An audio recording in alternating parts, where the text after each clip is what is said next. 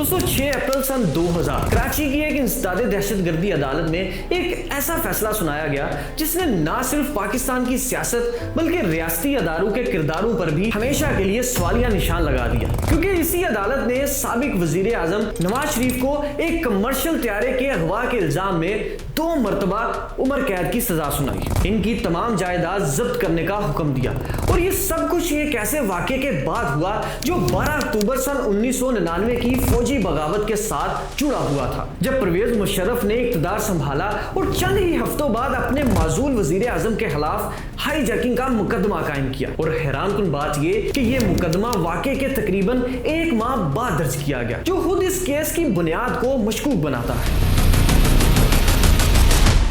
PIA की flight PK 805 जो श्रीलंका से कराची आ रही थी और इस फ्लाइट में 198 अफराद सवार थे, जिनमें खुद जनरल परवेज मुशर्रफ भी शामिल थे। और इसी प्रवास के गिर्द पूरी रियासती मशीनरी, अदालती निजाम और सियासी बयानिए की जंग शुरू हुई, क्योंकि उसी दिन नवाज शरीफ ने मुशर्रफ को बरतरफ करके जनरल ज़ियाउद्दीन भट्ट को नया आर्मी चीफ मुकर्रर किया। लेकिन फौज के एक हिस्से ने इस फैसले को मानने से इनकार कर दिया। यूं मुल्क में ताकत का तवाज़ुन अचानक बदल गया और इसी कशमकश के दौरान वजीर आजम हाउस से सिविल एविएशन हुकाम को यह हिदायत दी गई कि इस तैयारे को कराची में उतरने ना दिया जाए, बल्कि इसका रुख मुल्क से बाहर मोड़ दिया जाए, जिसे बाद में इस्तगासा ने हाईजैकिंग करार दिया। दोस्तों, इस्तगासा का मौकफ ये था कि इस फैसले से जहाज में मौजूद 198 अफराद की जानें खतरे में पड़ गई, क्योंकि तैयारे में ईंधन कम हो रहा था। और जब इसे कराची में उतरने की इजाजत नहीं दी गई तो ये एक ऐसा अमल था जो जानबूझकर किया गया और जिसे कानून के मुताबिक अगवा और दहशतगर्दी के जुमरे में रखा जा सकता है। जबकि अदालत ने अपने 157 सफ़ात पर मुश्तमिल फैसले में यह भी लिखा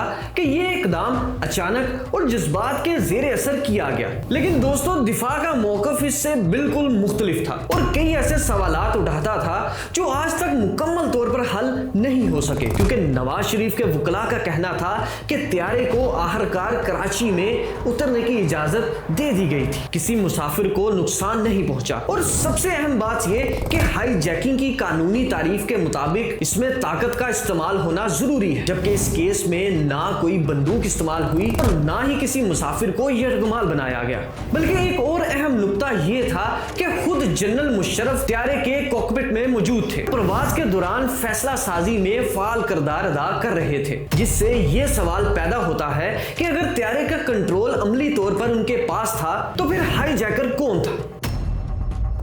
दोस्तों, मजीद हैरानकुन बात यह है कि मुख्तलिफ बयानात के मुताबिक तैयारा तकरीबन 38 मिनट तक फिजा में मजीद गर्दिश करता रहा, यहाँ तक कि मुशर्रफ को यकीन हो गया कि जमीन पर फौज ने कंट्रोल संभाल लिया है, जिसके बाद ही जहाज को कराची में लैंड करने की इजाजत दी गई। और यही वो नुक्ता है जो सरकारी बयानिए को चैलेंज करता है, क्योंकि अगर ईंधन वाकई इंतहाई कम था तो इतनी देर तक फिजा में रहना कैसे मुमकिन हुआ, जबकि फ्लाइट लॉग के मुताबिक तैयारे में तकरीबन 1200 किलोग्राम ईंधन बाकी था, जो कम से कम 10 से 15 मिनट की प्रवास के लिए काफी हो सकता था। जबकि मुशर्रफ ने बाद में अपनी किताब in the line of fire में यह दावा किया कि सिर्फ चंद मिनट का ईंधन बाकी था। और यही तजाद इस केस के सबसे बड़े सवालात में से एक है। दोस्तों, इसी मुकदमे के दौरान कई ऐसे वाकयात भी पेश आए जो इसे मजीद मुतनाज़ा बनाते हैं, जैसा कि FIR में बाद में तब्दीलियां की गई। कुछ मुल्ज़मान के नाम इब्तदाई रिपोर्ट में शामिल नहीं थे, लेकिन बाद में शामिल किए गए। इंसदादे दहशतगर्दी के कानून में तरमीम करके अगवा को इसके दायरा इख्तियार में लाया गया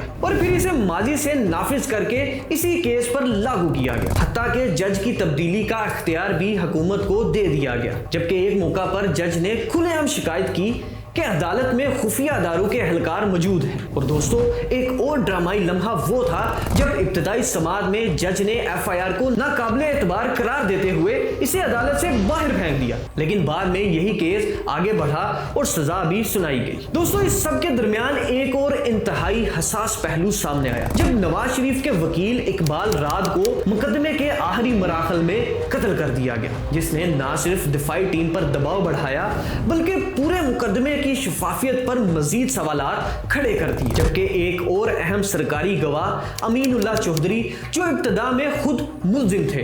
बाद में वादा माफ गवाह बन गए और उन्होंने बयान दिया कि नवाज शरीफ ने जाती तौर पर 3 बार फोन करके त्यारे का रुख मोड़ने का हुक्म दिया था, जिस पर दिफा ने शदीद एतराज करते हुए कहा कि उन्होंने अपनी आजादी के बदले ये बयान दिया। दोस्तों, एक और इंतहाई अहम सवाल जिसका जवाब आज तक वाजिया नहीं हो सका कि त्यारे का ब्लैक बॉक्स और कॉकपिट वॉइस रिकॉर्ड अदालत में पेश क्यों नहीं किए गए, क्योंकि यही वो शवाहिद थे जो हकीकत को वाजिया कर सकते थे। लेकिन रिपोर्ट्स के मुताबिक कॉकपिट वॉइस रिकॉर्ड को डिलीट कर दिया गया और अगर वाकई ऐसा हुआ तो ये इस केस के सबसे अहम सबूत के गायब होने के मुतरादिफ है। दोस्तों, दिलचस्प बात यह है कि इस मुकदमे में 6 दीगर मुल्जिमान, जिनमें शहबाज शरीफ, शाहिद हकान अब्बासी और दीगर अहम शख्सियात शामिल थी, उनको बरी कर दिया गया, जिस पर खुद शाहिद हकान अब्बासी ने बाद में यह सवाल उठाया कि जब मरकजी मुल्जिम PIA के ऑपरेशन से मुतल्लिक था तो उन्हें बरी करके सिर्फ नवाज शरीफ को सजा देना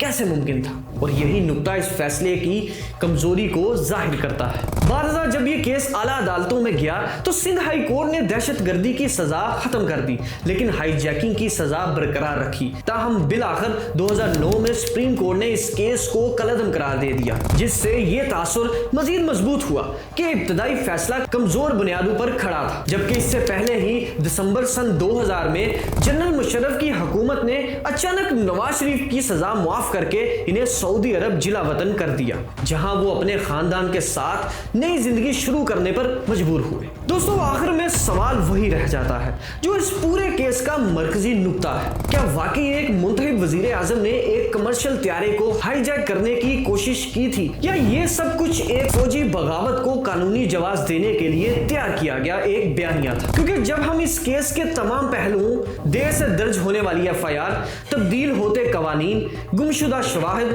दबाव में दिए गए बयानात और बाद में होने वाली बरियत को एक साथ रखते हैं तो तस्वीर साफ होने की बजाय मजीद धुंधली हो जाती है। और शायद यही इस कहानी की सबसे बड़ी हकीकत है कि इसमें सच और ताकत के दरमियान लकीर कभी वाजिया नहीं हो सकी। सब्सक्राइब।